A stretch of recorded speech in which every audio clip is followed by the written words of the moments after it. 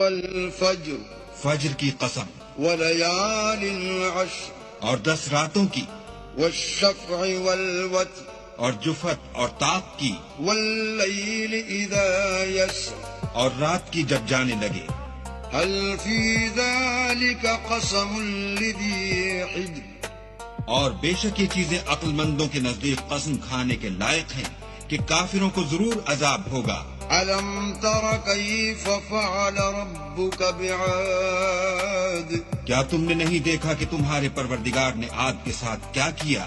إرم ذات العماد جو ارم کہلاتے تھے، اتنے دراز قد، التي لم يخلق مثلها في البلاد کہ تمام ملک میں ایسے پیدا نہیں ہوئے تھے۔ وثمود الذين جابوا الصخر بالواد اور سمود کے ساتھ کیا کیا جو وادی قرا میں پتھر تراشتے اور گھر بناتے تھے۔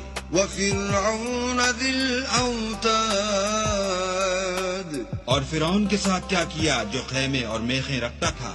الذين طغوا في البلاد یہ لوگ ملکوں میں سرکش ہو رہے تھے، فأكثروا فيها الفساد اور ان میں بہت سی خرابیاں کرتے تھے۔ فصب عليهم ربك سوط عذاب تو تمہارے پروردگار نے ان پر عذاب کا کوڑا نازل کیا۔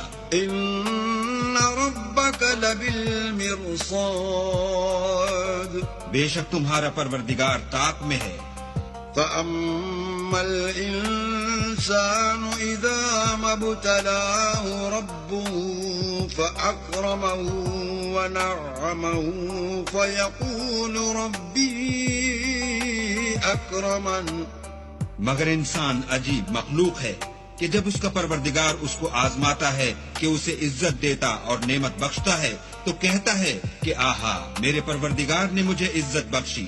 وأما إذا ما ابتلاه فقدر عليه رزقه فيقول ربي أهانن اور جب دوسری طرح آزماتا ہے کہ اس پر روزی تنگ کر دیتا ہے تو کہتا ہے کہ ہائے میرے پروردگار نے مجھے ذلیل کیا۔ كلا بل لا تكرمون اليتيم نہیں، بلکہ تم لوگ یتیم کی خاطر نہیں کرتے، ولا تحاضون على طعام المسكين اور نہ مسکین کو کھانا کھلانے کی ترغیب دیتے ہو، وتأكلون التراث أكلا لما اور میراث کے مال کو سمیٹ کر کھا جاتے ہو، وتحبون المال حبا جما اور مال کو بہت ہی عزیز رکھتے ہو۔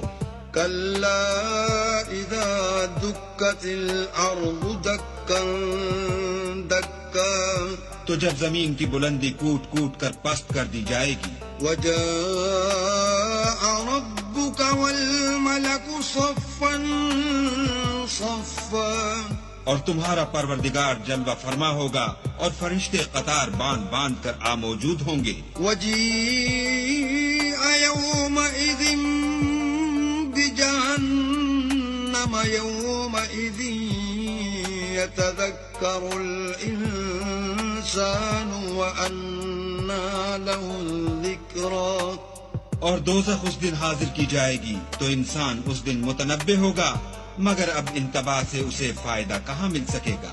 يقول يا ليتني قدمت لحياتي کہے گا کاش میں نے اپنی زندگی جاویدانی کے لیے کچھ آگے بھیجا ہوتا۔ فيومئذ لا يعذب عذابه أحد تو اس دن نہ کوئی اللہ کے عذاب کی طرح کا کسی کو عذاب دے گا، ولا يوثق وثاقه أحد اور نہ کوئی ویسا جکڑنا جکڑے گا۔ يا أيتها النفس المطمئنة اے اطمینان پانے والی روح، ارجعي إلى ربك راضية مرضية اپنے پروردگار کی طرف لوٹ چل، تو اس سے راضی، وہ تجھ سے راضی، فادخلی فی عبادی تو میرے ممتاز بندوں میں شامل ہو جا وادخلی جنتی اور میری بہشت میں داخل ہو جا۔